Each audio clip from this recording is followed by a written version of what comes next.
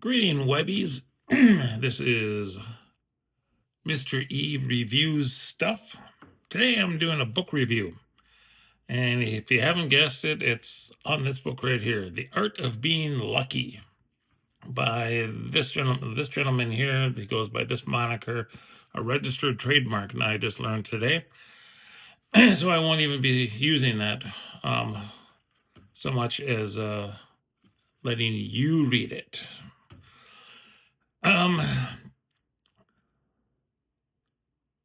It's actually it's a very good book. It's mostly well, it is his history.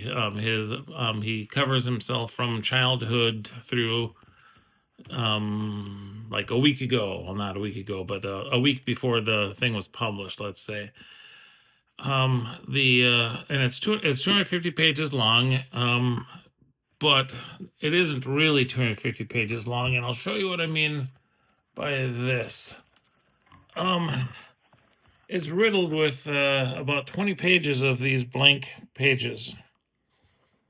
It has, of course, the title up here, so it's a way of saying, okay, no, this is a page of the book. It's supposed to be in there, but it's mostly filler because there's if you count them, I don't remember the exact amount that I came up with, but it seems to me there's approximately 20 chapters in the book, and before each chapter is one of these blank pages, so approximately 20 blank pages, followed by the next lesson or chapter, and then at the end of each one there is, I believe it was the end.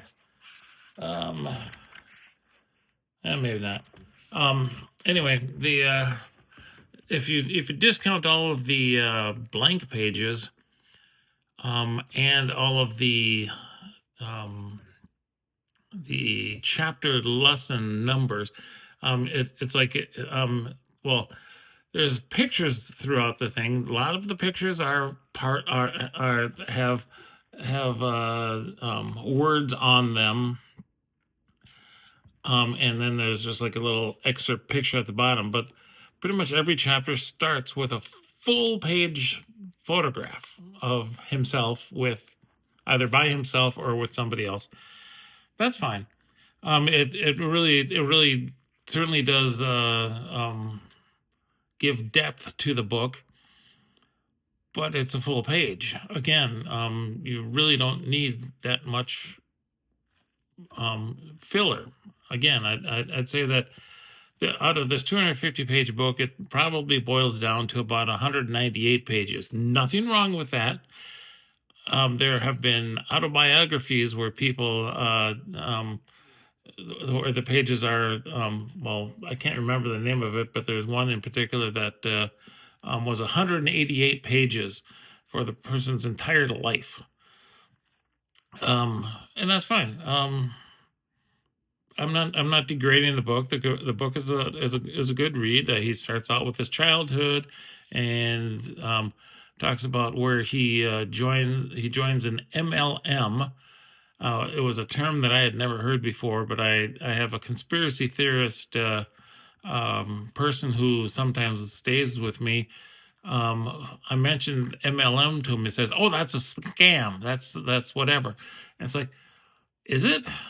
Because Tony Robbins was a motivational speaker that ran one of these successfully, and was not a scam. It was kind of like a pyramid scheme, but not really, because you weren't really trying to find people to sell things beneath you for you to make money, or make you more money. It's more like it's just like any company, really, that there's there's management, middle management, lower management, and the worker bees way down at the bottom. And the worker bees sell the product, and the money flows upwards to the CEO or whoever's at the top. It's not really a scam. It's great. It can be a scam, and that's one of the things which he touches on, but he doesn't really admit that it probably was a scam. It was his first MLM that went out of business. He even says it in his book someplace, something like something to the effect of, "My company disappeared, and I don't know what happened to it." And then he turns that loss around into a win, and that's where this idea of being lucky, the becoming lucky. Actually, it shouldn't. It says art of being lucky, but it's actually the art of becoming lucky. It's turning your life experiences around and finding positive things in it. At the end of every chapter, there's a hey, what situation that's very similar to this did you experience? And why don't you tag me and send me information about it, and we'll celebrate your win together. Every single chapter has this. And it's like, again, that's mostly filler. I mean, it's do you really need it? I mean, it's well, you can. It's fine. I just found that it was a lot of needless page filling to make 250 pages that you don't need. It's a good book without it. There was one story I was looking forward to that was not in here, and that was cryptocurrency. VegasMatt is in Bitcoin at least, and I was hoping to find out when he started buying Bitcoin and whatever. There was a reference to a TV show that he did. And I've watched the TV show, the episode in particular, where he's down in Belize and he's looking at several islands, and he picks out two. One that's completely raw, has not had any buildup or anything. Another one that has some bungalows on it and such that he can like rent out or use whenever he's down there. And the sales price for both of those islands was $10 million. And he mentioned something like, well, gee, I wonder if they'll accept Bitcoin as part of the sale. And I'm like, so he has $10 million in Bitcoin, is what I heard. And if that's true, then he's got lots of money that he doesn't seem to want to admit that he has. There have been people that say like, oh, he's worth $6 million, oh, he's worth $42 million, oh, he's worth. I have no idea. I don't know what people claim that he's worth. It doesn't matter because yes, he's rich. That's fine. I have no problem against rich people. I mean, he gambles on slots. He loses thousands of dollars, and then wins thousands of dollars. Is it luck that he's winning and losing? I don't really view it that way. But getting back to the book, it's he mentions that that episode. He gives the title of the episode and where you can find it, and it's all very good and nice. He does say in his copyright that he will allow an excerpt or two out of his book. I'm not going to read them though. It's you have to buy the book. It's if you really want to know, buy the book. If you don't care, don't buy the book. There is something on his website which I found really interesting. I bought this off of Amazon because at the time I had Amazon Prime and I got everything free shipping, and so I bought just this book. It was like for I think around $30, and I got it shipped to me for free in a couple of days, and here it is. This is that book. I could have shown you the unboxing of it, but why? It was just open a box. Here's the book inside. He sells these books off of his merchandise page for $25. At the same time, he also makes signed copies of this book, and he sells the signed copies for $25. I would, if I were you, and you wanted a signed copy of it, scroll all the way down to the bottom of his merch page if you can find it. I mean, you can search.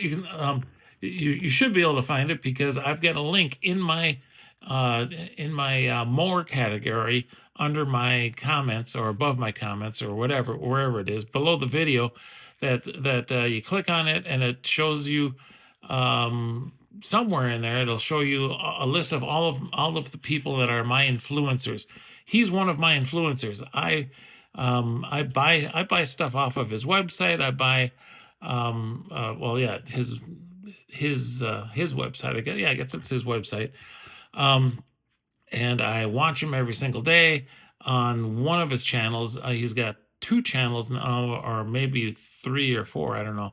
He's got at least two channels that I'm aware of. I'm subscribed to both of them, but I only watch one, and that's the one that he records about 40 minutes to an hour every day, and it's the banter between himself, a friend of his or two, and his son.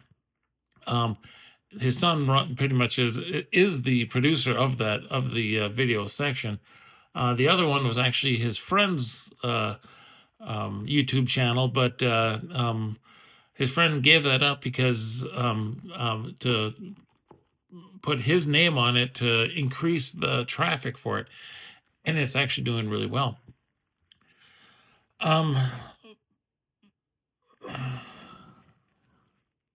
Oh, that is a slot machine. That's a slot machine right there. Interesting. Can I see what slot machine it is? Don't care what it is. Nope. They're all slot machines over in the back and behind them. Are you going to learn how to be lucky in this? Well, possibly. This book is just like Tony Robbins. This book is presented as a motivational speaker's book. He's motivating you to become lucky. He's motivating you to turn bad things that happen in your life around and into profitable areas. If I weren't, what am I, 3 days older than this guy, I would probably follow this book and kind of try to do something similar in my life if I were 20 years old now. I'm not. Like I said, I'm 3 days older than him. I was born on October 1st. He's October 4th. Same year. But somehow, I think it was his mother probably got him lucky, made him lucky and got him into school right away when he was at least in my state, not eligible. In my state, you had to be, your birthday had to be in September. September 30th was, I think, maybe the cutoff point. And my mother even said, well, he was just born a day later. And it's like, nope, sorry, he's got to wait a year. He was born, like I said, 4 days after me, or 3 days after me, and his mother got him in. So he graduated a year before me in high school, in whatever high school he went to. And I think that's part of the luck, is that he was lucky to get in. His mother helped him get into college. And the way he describes it, I really wonder, because it's like, well, the dormitories or whatever were completely full. The housing was full, but his mother got him in with housing. And all I can think of is, who did the college kick out to get him in? Who was that unlucky person who was going to be going to college and wasn't able to because of his luck? And he'll even say, well, people say that I'm lucky. I'm not really lucky. It's like, well, you are. Sorry, dude, you are. But anyway, so this is a motivational speaker's book. It's well thought out. It's well written.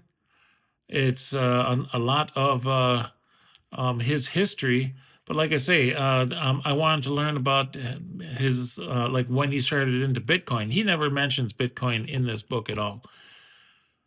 He's mentioned it several times on his slot channel. He's mentioned things that are in this book on the slot channel, um, and I'd say watch the slot channel. You'll learn more about him if you go through the history of his slot channel. The last what is it, 4 years? I think 3.5 to 4 years, or 4.5 years now, maybe. Watch the slot channel and all of his daily videos, and you'll learn about as much as you do in this book, except that this book gives a little bit more in-depth and backstory. So there you have it. That's my review of this book. If you want it, get it. If you don't, don't.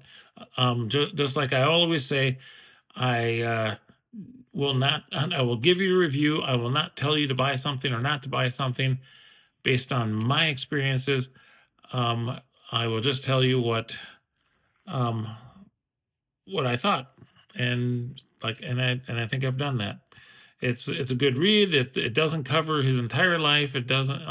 It covers excerpts of his life and how he turned bad things that happened to him around, and he ended up being a millionaire. I would say probably 1990s to 2000. I forget where. It's in the book here. I just it's been about a month ago that I read this book. I was going to do this video then, but things came up, mostly my health. I'm only 3 days older than him, but he's in a lot better shape than I am. Anyway, so I never ask anyone for money. I'm not gonna. I'm not asking that you do or don't buy from them. I'm not getting anything for doing this review. I will not ask him for money. I will not ask you for money. I will, if I ever get monetized on YouTube, that's where I will get the money from ad revenue on YouTube. The best thing that you can do for me is to watch all my videos all the way through, or turn them on and leave the room and let them run in the background if they're on, like, say, a TV. If you don't want to watch the whole video, just leave the room, let the video run out. Yeah, that'll help me a lot. Yeah,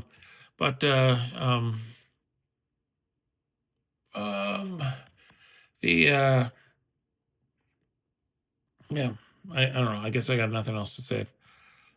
Oh yeah, so I won't ask you for money. And if you enjoyed the video, leave me a comment down below. If you look at the other videos I've done, I have only like a couple of comments here or there. It'd be nice to get more. If you don't like my review, leave me a comment. Regardless of whether you like or not, give me a thumbs up. Share this. Do whatever it is that people do with these videos. And there you go. Have a good day.